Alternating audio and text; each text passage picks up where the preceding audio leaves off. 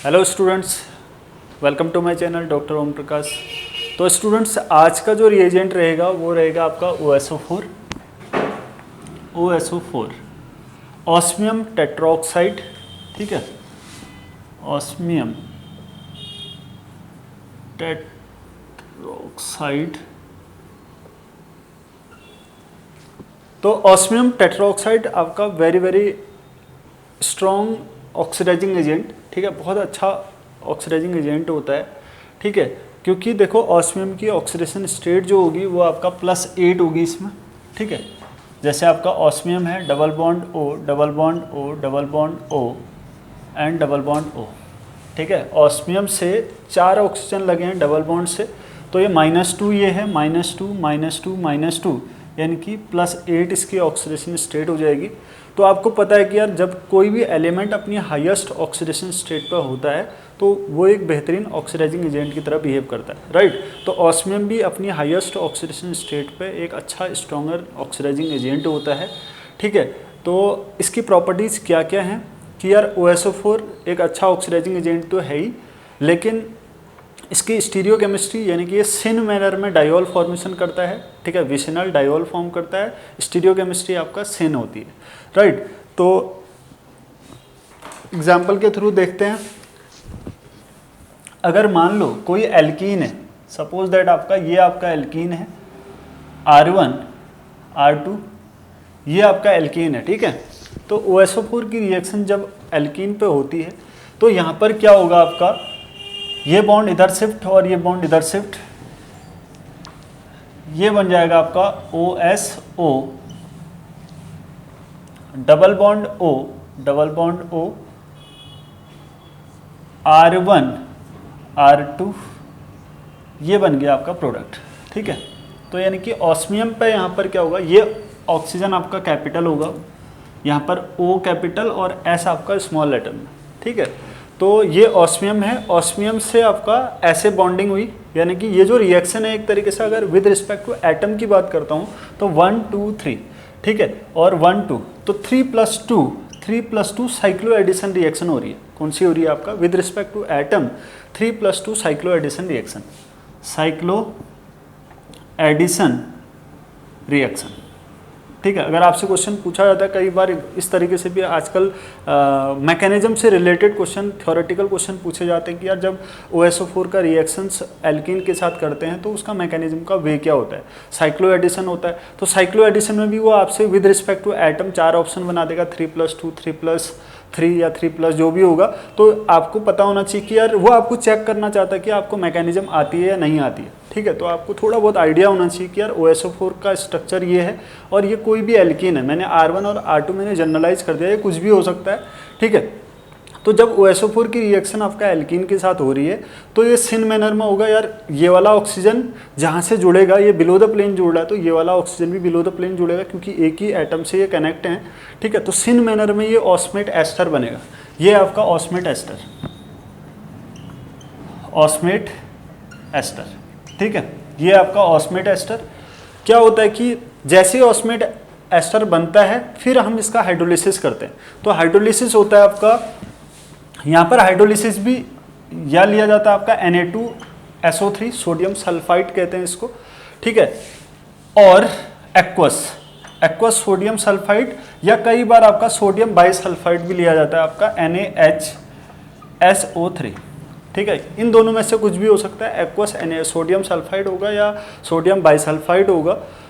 तो और आपका H2O एक्वस आप यहाँ पर लिखा होगा।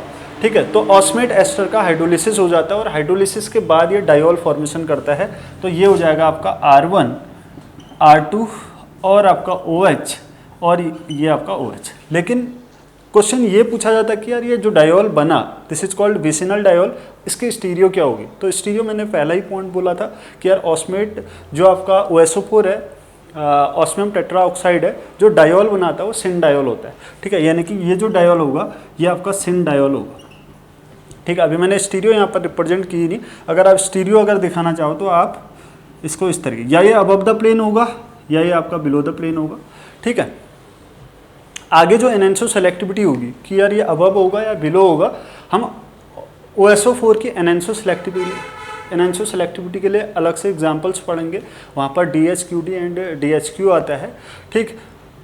उसकी प्रेजेंस में अलग से एग्जांपल आपको बताऊंगा, लेकिन अभी आप जस्ट आप ये मान के चलो कि यार जो OSO4 है वो सिन डायोल बनाता है, ठीक है, यानी कि उनकी स्टीरियो आपका दोनों हाइड्रोक्सी ग्रुप की आपका सिमिलर होगी, या वो दोनों अबव होंगे या दोनों आपके बिलो होंगे, ठीक है। तो ओवरऑल क्या था, OSO4 +8 ऑक्सीडेशन स्टेट पे रहता है। OSO4 की प्रेजेंस मतलब जब 4 ऑक्सीजन से वो डायरेक्टली कनेक्ट रहेगा। ऑस्मियम टेट्राऑक्साइड यानी कि उसका जो एडिशन होता है वो साइक्लो एडिशन वे होती है, मैकेनिज्म 3+2 साइक्लो एडिशन रिएक्शन देता है, तो ऑस्मेट एस्टर बनेगा। ऑस्मेट एस्टर आपका रिएक्टिव होता है, तो ऑस्मेट एस्टर का सोडियम सल्फाइड या आपका सोडियम बाइसल्फाइड की प्रेजेंस में सोडियम बाइसल्फाइड की प्रेजेंस में इसका एक्वस मीडियम में आपका हाइड्रोलिसिस होता है, देन आपका डायोल बनता है, और जो डायोल मिलेगा वो आपका सिन डायोल होगा, राइट। अब यार यहाँ पर इसके साथ कई बार NMO भी लिखा होता है, ठीक है, NMO। तो जो OSO4 है यानी कि जो ऑस्मियम है वो एक तो एक्सपेंसिव तो है ही, और दूसरा ये आपका टॉक्सिक भी होता है, ठीक है। OSO4 एक तो इसका डिसएडवांटेज हम ये कह सकते हैं, ऑस्मियम टेट्राऑक्साइड एक्सपेंसिव भी है और दूसरा आपका टॉक्सिक भी होता है, ठीक है। तो यहाँ पर इसलिए NMO लिया जाता है। NMO का रोल क्या है, यहाँ पर जो को रिएक्टेंट है एक तरीके से NMO का रोल होता है आपका कि यार NMO जो इसके हाइड्रोलिसिस से हमें OSO4 ये मिलेगा OSOH डबल बॉन्ड O, ठीक है। ये क्या करता है, इसको NMO का फुल फॉर्म क्या है, NMO क्या है आपका N मिथाइल मॉर्फोलिन N ऑक्साइड, ठीक है। NMO का फुल फॉर्म होगा आपका N मिथाइल यहाँ पर बता दे रहा हूँ मैं आपको, NMO है N मिथाइल, यहाँ पर आपका N, इससे आपका मिथाइल, ये आपका ऑक्साइड होगा, और आपका ये आपका ऑक्सीजन है, ठीक है। तो N से मिथाइल है, N से ऑक्सीजन है, ऑक्साइड, ठीक है, और इसको बोलते हैं मॉर्फोलिन। तो N मिथाइल N ऑक्साइड मॉर्फोलिन, या हम यूँ कह सकते हैं कि N मिथाइल मॉर्फोलिन N ऑक्साइड, आप कैसे भी बोलो इसको। तो इसका रोल क्या है, यहाँ पर कई बार आपको NMO लिखा मिलेगा ऐसे, ठीक है। यहाँ पर आपका Na2SO3 के साथ आपको NMO मिल सकता है। तो NMO का रोल क्या है, यहाँ पर जो ये मिला आपका, मैं यहाँ पर डायरेक्ट लिख दे रहा हूँ NMO, इसको फिर से आपका ऑक्सीडाइज करना, क्यों, ऑस्मियम की यहाँ पर ऑक्सीडेशन स्टेट कितनी है, +6, ठीक है। तो +6 को ये फिर से आपका +8 में कन्वर्ट करता है, तो ये मिल जाएगा आपका OS डबल बॉन्ड O ये, ठीक है। ये मिल गया अगेन आपका +8 में, क्योंकि ऑस्मियम की हाईएस्ट ऑक्सीडेशन स्टेट कितनी होती है, +8 होती है, ठीक है। और ये क्या मिलेगा नेक्स्ट, यहाँ पर आपका N मिथाइल और आपका ये ऑक्सीजन, नॉर्मल फिर N मिथाइल मॉर्फोलिन में ये कन्वर्ट हो जाता है, ठीक है। तो ये चीज़ें आपको ध्यान रखनी है कि यार कैसे कैसे रिएक्शन दे रहे हैं, राइट। तो नेक्स्ट आपका अब एक आपको नोट याद रखने की, यार जो OSO4 है उसकी प्रेजेंस में जो डायोल बनता है ना, वो डायोल आपका ज़्यादा स्टेबल होता है रादर देन वुडवर्ड डाईहाइड्रोक्सिलेशन से। मैंने आपको कल बताया था कि यार वुडवर्ड से जो डाईहाइड्रोक्सिलेशन होता है उससे भी हमें सिन डायोल मिल रहा है, और OSO4 से भी आपका सिन डायोल मिल रहा है, लेकिन डिफरेंस क्या है, जो OSO4 से डायोल मिलते हैं वो ज़्यादा स्टेबल होते हैं रादर देन आपका वुडवर्ड के डायोल से, ठीक है। उसके पीछे रीजन है, मैं मैकेनिज्म से बताऊंगा आपको, ओके। तो पहले आप कुछ इसके OSO4 के एग्जाम्पल्स देख लो। अगर मान लो यहाँ पर आपका OH है, ठीक, और यहाँ पर आपका एल्कीन है, ये एल्कीन और यहाँ पर OH है, और यहाँ पर आपका लिखा है OSO4, ठीक है, और आपका NMO लिखा है Na2SO3 एक्वस, ठीक, और आपसे आपका प्रोडक्ट पूछ रहा है। तो भैया आपको देखना है कि यार OSO4 NMO Na2SO3 और एक्वस, तो क्या होगा। अब हर बार तो हम मैकेनिज्म नहीं करेंगे ना, हम डायरेक्टली, हमें पता है कि OSO4 आपका क्या करता है, डायोल बनाता है। तो डायोल तो बनाएगा, लेकिन उसकी स्टीरियो आपसे पूछेगा, ठीक है। ये आपका OH है, ठीक, तो यहाँ पर डायोल बनाएगा। देखो एक OH ये और दूसरा OH ये। अब मैंने ऐसा क्यों किया, क्योंकि अभी इसकी स्टीरियो पता नहीं है, अननोन स्टीरियो है। तो मैं आपको ये बताना चाह रहा हूँ कि यार यहाँ पर जो डायोल बनेंगे ये बिलो द प्लेन बनेंगे या अबव द प्लेन बनेंगे। वेरी वेरी इंपॉर्टेंट, कई बार एग्जाम में पूछ दिया गया। ठीक है, आपको याद रखना कि देखो OH आपका अबव द प्लेन है, ठीक है, और OSO4 दे रखा है और यहाँ पर NMO दे रखा है। ठीक है, तो ये याद रखना कि अगर OSO4 के साथ आपको NMO दे रखा है तो NMO हाइड्रोजन बॉन्डिंग नहीं होने देता है, यानी कि यहाँ पर चिलेशन नहीं होता है। ठीक है, तो चिलेशन नहीं होगा तो जो यहाँ पर दो OH बनेंगे यानी कि डाईहाइड्रोक्सी ग्रुप आएंगे वो जस्ट इसके अपोजिट बनेंगे। ठीक है, क्योंकि चिलेशन नहीं होता है तो यहाँ पर जो दोनों OH की स्टीरियो होगी वो बिलो द प्लेन होगी। ये आपका OH बिलो द प्लेन होगा और ये वाला भी आपका OH बिलो द प्लेन होगा। ये मेजर प्रोडक्ट होगा, राइट। अगर यही चीज अगर ऐसा होगा OSO4 और यहाँ पर टमीडा दे रखा है, यहाँ पर क्या दे रखा है आपका टमीडा दे रखा है और Na2SO3 ये एक्वस, ये सारी चीज़ें तो दी ही होंगी। तो OSO4 और टमीडा दे रखा है और रिएक्टेंट आपका सेम है, तो इसकी प्रेजेंस में क्या होगा आपका टमीडा की प्रेजेंस में क्या होगा, जिस स्टीरियो में आपका OH है ना उसी स्टीरियो में यहाँ पर डाईहाइड्रोक्सिलेशन होगा। क्योंकि याद रखना जो टमीडा है, टमीडा आपका हाइड्रोजन बॉन्डिंग में पार्टिसिपेट करता है। ठीक है, टमीडा की प्रेजेंस में क्या होता है आपका हाइड्रोजन बॉन्डिंग होती है, यानी कि चिलेशन करवाता है। तो टमीडा है क्या, टमीडा क्या है आपका, टमीडा होता है आपका ऐसा N, ये आपका टमीडा। ठीक है, ये आपका टमीडा है टेट्रा मिथाइल इथाइलिन डायमीन। ठीक है, टेट्रा मिथाइल, ये चार आपके 1 2 3 4 आपके मिथाइल हैं। ठीक, और आपका बीच में आपका 2 CH2 है और 2 आपके नाइट्रोजन है, तो हो जाएगा आपका टेट्रा मिथाइल इथाइलिन डायमीन। ये आपका टमीडा। टमीडा आपका चिलेशन में पार्टिसिपेट करता है, यानी कि चिलेशन करवाता है, मतलब हाइड्रोजन बॉन्डिंग होगी यहाँ पर। तो हाइड्रोजन बॉन्डिंग होने की वजह से एक ऐसा इन्वायरमेंट क्रिएट होता है कि यार ये सारे एक ही प्लेन में चिलेट करते हैं, तो उसकी वजह से जो डाईहाइड्रोक्सिलेशन होता है वो अबव द प्लेन होता है। मतलब डाईहाइड्रोक्सिलेशन कहाँ से होगा वो डिपेंड करेगा फिर ऑलरेडी जो प्रेजेंट चिलेटेड ग्रुप है। यहाँ पर जो OH है, ये OH आपका चिलेशन में पार्टिसिपेट करता है, इनके हाइड्रोजन बॉन्डिंग बनाता है।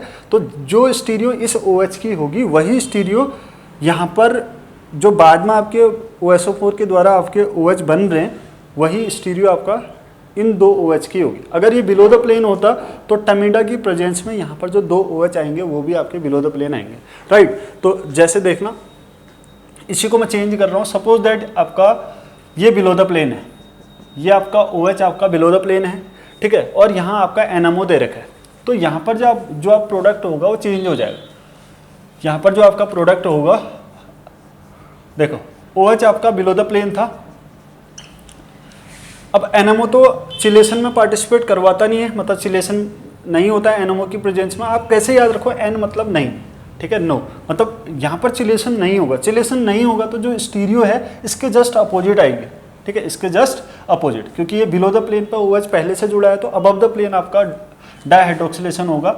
ऐसे विद इन सेकेंड आपको आंसर मिल जाएंगे। ये गेट में भी, पिछली बार गेट में भी आया था, नेट में भी कई बार पूछा गया, तो जैम में भी पूछा जाता है, तो बहुत इंपॉर्टेंट प्रॉब्लम्स होती हैं। ठीक है, आपको केवल केस याद रखनी कि यार क्या दे रखा है एरो पे, यहाँ पर रिएजेंट क्या है। रिएजेंट के बगैर आप ऑर्गेनिक सॉल्व नहीं कर सकते, तो रिएजेंट के रूल्स आपको पता होनी चाहिए, राइट। अब यहाँ पर क्या है, ये बिलो द प्लेन OH है, टमीडा है, हाइड्रोजन बॉन्डिंग होगी, यानी कि जो प्रोडक्ट है वो चेंज हो जाएगा। देखो बाकी तो सारी चीज़ें सेम है, बस अबव बिलो का अंतर है, और यही डिफरेंस होता है। यहाँ पर आपका OH above below the plane होंगे सारे। ठीक है, आपको ये अलग चीज़ नहीं लगानी है। आप सोचोगे कि यार ये सारे बिलो द प्लेन है, रिपल्शन होगा इधर उधर, नहीं। आपको रोल देखना है कि यार ये रिएजेंट की वजह से हो रहा है सब, यही आपका मेजर होगा। ठीक है, अगर आप दूसरे कंसेप्ट लगाओगे तो गलत हो जाएगा। आप लगाओगे यार नहीं कि स्टेरिक एंड्रेंस होगा, सारे एक प्लेन में हैं, ये रिपल्सन हो जाएगा, नहीं, ये वाली चीज़ नहीं चलेगी यहाँ पर। आप हमेशा याद रखना कि चिलेशन की वजह से मोर स्टेबल होता है, और यहाँ पर NMO चिलेशन में पार्टिसिपेट नहीं करता है। तो क्या होगा आपका, इसका जो OH आपका बिलो द प्लेन है, इसके जस्ट अपोजिट आपका डाईहाइड्रोक्सिलेशन हो जाएगा। ठीक है, अब ये चीज़ भी तभी हो रहा है जब रिएक्टेंट में कोई चिलेटिंग ग्रुप है। अगर मान लो यहाँ पर आपका NH2 होता, अगर यहाँ पर अबव द प्लेन आपका NH2 है, ये NH2 है, तो उसके NH2 है तब भी आपका चिलेशन होगा। अगर यहाँ पर आपका OSO4 दे दिया, आपको OSO4 दे रखा है, Na2SO3 दे रखा है और टमीडा दे रखा है, टमीडा दे रखा है, तब भी आपका प्रोडक्ट, क्योंकि ये चिलेटिंग ग्रुप होता है NH2, तो यहाँ पर जो डाइहाइड्रोक्सिलेशन होगा तब भी आपका ऐसा होगा, तब भी आपका हाइड्रोक्सिलेशन अबव द प्लेन होगा। अगर हाँ, अगर यहाँ पर आपका NMO दिया होता और बाकी OSO4 दे ही रखा है, ठीक है, Na2SO3 दे रखा है, Na2SO3 सोडियम सल्फाइड दे रखा है, तो NMO की प्रेजेंस में आपका चिलेशन नहीं होता है, तो अबव द प्लेन के जस्ट अपोजिट आपका डाइहाइड्रोक्सिलेशन होगा। ये हो जाएगा आपका प्रोडक्ट NH2 और below the plane OH and below the plane आपका OH। ठीक है, ये मेजर प्रोडक्ट होंगे, मैं मेजर प्रोडक्ट बना रहा हूँ। ठीक है, माइनर भी होंगे लेकिन माइनर में इंटरेस्ट है, होता ही नहीं हमारा, है ना। अगर यहाँ पर आपका मान लो CH3 होता, ठीक है, मान लो आपका यहाँ पर क्या है CH3 होता, ये CH3 है और इसकी रिएक्शन आपका OSO4 के साथ होगी, OSO4 NMO Na2SO3, ठीक है, एक्वस। तो इस केस में जो प्रोडक्ट मिलेगा, देखो CH3 आपका चिलेशन में पार्टिसिपेट नहीं करता है, ये आपका CH3 है, CH3 आपका चिलेटिंग कोई हेटेरो एटम तो है नहीं, तो इस केस में आपका क्या होगा, जस्ट अपोजिट इसकी स्टीरियो आएगी। OSO4 का रोल तो आपको पता ही है कि एल्कीन में डाइहाइड्रोक्सिलेशन करता है, लेकिन बिलो द प्लेन, यहाँ पर आपका बिलो द प्लेन होगा, क्योंकि जो OH है, क्योंकि जो CH3 है ये आपका चिलेशन में पार्टिसिपेट नहीं करता है, भले ही यहाँ पर टमीडा हो या NMO कोई फर्क नहीं पड़ेगा। आप यहाँ पर टमीडा भी लिख दोगे तब भी जो OH बनने हैं तब भी आपका क्या, बिलो द प्लेन, जस्ट इसके अपोजिट ही बनेगा। अगर ये लो टमीडा मैंने लिख दिया, उसके बाद भी क्या हुआ, जस्ट अपोजिट बना, ठीक है, या NMO लिख दो, कुछ भी लिखो, यहाँ पर टमीडा चिलेशन बनाता है, चिलेशन पार्टिसिपेट करता है, लेकिन ये भी तो होना चाहिए ना, कोई हेटेरो एटम होना चाहिए चिलेशन के लिए, तो यहाँ पर हेटेरो एटम है ही नहीं। हेटेरो एटम क्या OH NH2 टाइप के होने चाहिए, तभी टमीडा आपका चिलेशन के द्वारा आपका सेम स्टीरियो की जैसी आपका डाइहाइड्रोक्सिलेशन कर पाता है। इस केस में आपका नहीं होगा, राइट। अगर इसी का नेक्स्ट एग्जाम्पल है, सपोज दैट अगर आपका ये है OCH3, OH की जगह मैंने OCH3 कर दिया और यहाँ पर आपने OSO4 लिखा और टमीडा लिखा, वेरी वेरी इंपॉर्टेंट, ठीक है, Na2SO3 एक्वस। तो यहाँ पर भी आपका देखो OCH3 भी पार्टिसिपेट नहीं करता, यहाँ पर OH होता तो डेफिनेटली आपका चिलेशन होता, OCH3 की प्रेजेंस में भी आपका चिलेशन नहीं होता है। इस केस में भी ये इंपॉर्टेंट है, ठीक है, इस केस में भी जो आपका डाइहाइड्रोक्सिलेशन होगा वो आपका जस्ट अपोजिट होगा OCH3 के लिए, यहाँ पर आपका बिलो द प्लेन आपका OH बनेगा, राइट। ये आपका मेजर होगा, वेरी वेरी इंपॉर्टेंट। आप ये याद रखना कि यार OH नहीं है या NH2 नहीं है, यहाँ पर OCH3 है, टमीडा हो या NMO हो, इसके जस्ट आपका अपोजिट स्टीरियो होगी, वेरी वेरी इंपॉर्टेंट, राइट। अब देखो OSO4 क्या होता है, इलेक्ट्रॉन डेफिशिएंट है। नेक्स्ट एक और प्रॉब्लम है, एक और प्रॉपर्टीज है OSO4 की। मैंने आपको बोला कि यार OSO4 हाईएस्ट ऑक्सीडेशन स्टेट में, ठीक है, यानी कि हाईएस्ट ऑक्सीडेशन स्टेट मतलब इलेक्ट्रॉन डेफिशिएंट है, ठीक है। ये इलेक्ट्रॉन डेफिशिएंट होगा तो मान लो आपको किसी रिएक्टेंट में 2 एल्कीन दे रखी, सपोज दैट नेक्स्ट प्रॉब्लम है आपका कुछ ऐसा है, ठीक है, ये इस टाइप का 2 एल्कीन आपको मिल रही है, एक आपका यहाँ पर COET है, यहाँ पर आपका COET, ठीक है, ये है, और एक एल्कीन ये है, एक एल्कीन ये है। अब आपने OSO4 डाल दिया, ठीक है, OSO4, ठीक, OSO4 और आपका Na2SO3 सोडियम सल्फाइड एक्वस, ठीक है, ये सारी चीज़ें डाल दी। अब क्या है कि यार नॉर्बोरियन सिस्टम है, OSO4 का फंक्शन तो वही है, एल्कीन में डायोल बनाता है, ठीक है। अब देखो मान लो 1 इक्विवेलेंट आपका एक ही बार OSO4 की रिएक्शन करानी है, ठीक है, तो डाइहाइड्रोक्सिलेशन होगा, लेकिन अब आपको सेलेक्ट करना है कि यार कौन सी एल्कीन पे होगा। एक एल्कीन आपका ये है, दूसरी एल्कीन आपका ये, ठीक है, मैंने अभी अभी बोला था कि यार OSO4 इलेक्ट्रॉन डेफिशिएंट है, ठीक है, यानी कि उस एल्कीन को वो सेलेक्ट करेगा जो एल्कीन इलेक्ट्रॉन रिच है। यहाँ पर एल्कीन तो दोनों है, ठीक है, एक एल्कीन ये है, दूसरी आपका ये वाली एल्कीन इलेक्ट्रॉन डेफिशिएंट है। क्यों? क्योंकि यहाँ पर इलेक्ट्रॉन विड्रॉइंग ग्रुप लगे, ये आपका COET है और ये भी COET है, इलेक्ट्रॉन विड्रॉइंग ग्रुप लगे होने की वजह से ये वाली एल्कीन इलेक्ट्रॉन डेफिशिएंट है, जबकि ये वाली एल्कीन इलेक्ट्रॉन रिच है। तो OSO4 इस एल्कीन को सेलेक्ट करेगा, दिस इज कॉल्ड रेजियो सेलेक्टिविटी। मैंने आपको प्रीवियस लेक्चर 2-3 लेक्चर पहले आपको बता रखा है कि रेजियो सेलेक्टिविटी का मतलब क्या होता है, किसी एक पर्टिकुलर रीजन को सेलेक्ट करना फॉर रिएक्शन। तो OSO4 किस एल्कीन को सेलेक्ट करेगा, आपका इस एल्कीन को सेलेक्ट करेगा, ठीक है। तो इस चीज़ को हम रेजियो सेलेक्टिविटी भी कह सकते हैं। तो यानी कि जो डाइहाइड्रोक्सिलेशन होगा वो आपका COOET और यहाँ पर आपका ये बन जाएगा आपका OH, ठीक है। और इम्पोर्टेंट चीज़ एक और है, ये एल्कीन तो एज इट इज रहेगी, ठीक है। नेक्स्ट क्वेश्चन आपको बता रहा हूँ कि यार जो आपका OSO4 है, OSO4 ऑलवेज आपका स्टेबल डायोल बनाता है। अगर मैं कंपैरिजन करता हूँ वुडवर्ड से, वुडवर्ड और OSO4 में OSO4 का जो डायोल होता है वो ज़्यादा स्टेबल होता है और वुडवर्ड का डायोल आपका लेस स्टेबल माना जाता है। ऐसा क्यों होता है? माना नहीं जाता है, होता ही है। ऐसा इसलिए होता है, देखो कि यार मान लो कोई नॉरबोर्निन सिस्टम है, ठीक है, जैसे आपका ये, अगर मैं यहाँ पर आपका एल्कीन के साथ रिएक्शन कराता हूँ OSO4 की, तो ये जो आपका डायोल बनेगा ना, वो डायोल बनेगा आपका एक्सो, ठीक है, मतलब एक्सो का मतलब ये OH, ठीक है। अब एक्सो और एंडो, मैंने आपको प्रीवियस क्लास में ये भी बताया था कि क्या एक्सो होता है और क्या एंडो होता है। एक्सो का मतलब होता है बाहर को और एंडो का मतलब होता है कैविटी, टुवर्ड्स द कैविटी। तो OH अगर कैविटी से बाहर को मिल रहे हैं, बाहर को आपका OH की डायरेक्शन है, that is called exo product, और ये ज़्यादा स्टेबल होगा। एक्सो इज मोर स्टेबल, ये आपका मोर स्टेबल होता है किससे? एंडो से, ठीक है। अगर मैं यही चीज़ वुडवर्ड के रिएजेंट से करता हूँ, वुडवर्ड से करता हूँ, वुडवर्ड रिएजेंट क्या होता है? मैंने आपको बताया था वुडवर्ड क्या होता है। वुडवर्ड होता है आपका I2AgOSC, ठीक है, और आपका H2, ठीक है। हाइड्रस कंडीशन में वुडवर्ड डायोल देता है I2AgOSC आपका H2O। तो ये क्या बनाएगा आपका? ये देता है एंडोडायोल। ये क्या देता है आपका? एंडोडायोल। तो एंडो वाला जो प्रोडक्ट होता है वो लेस स्टेबल होता है और एक्सो वाला आपका मोर स्टेबल होता है, क्योंकि एंडो की तरफ रिपल्सन होगा ना। लेकिन अब ये मैकेनिज्म से आपके समझ आएगा कि यार इस केस में एंडो ही क्यों बन रहा है और इस केस में एक्सो क्यों बन रहा है, ठीक है। वैसे इसकी मैकेनिज्म मैं बताऊंगा, राइट।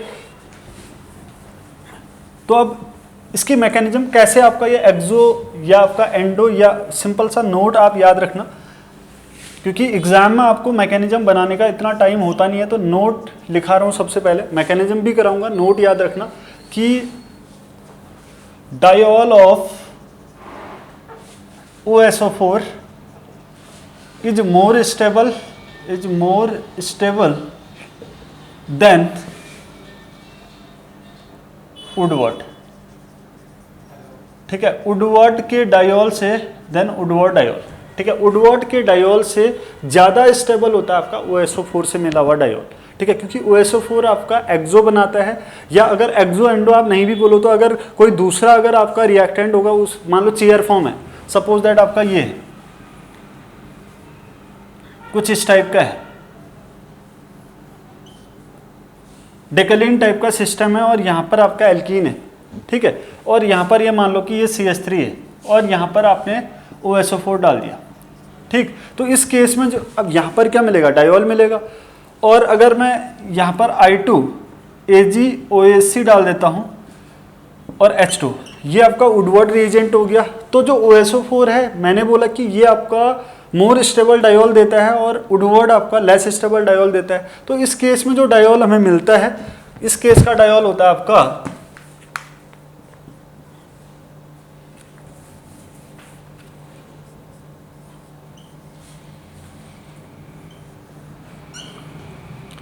इस केस का डायोल होगा आपका CH3।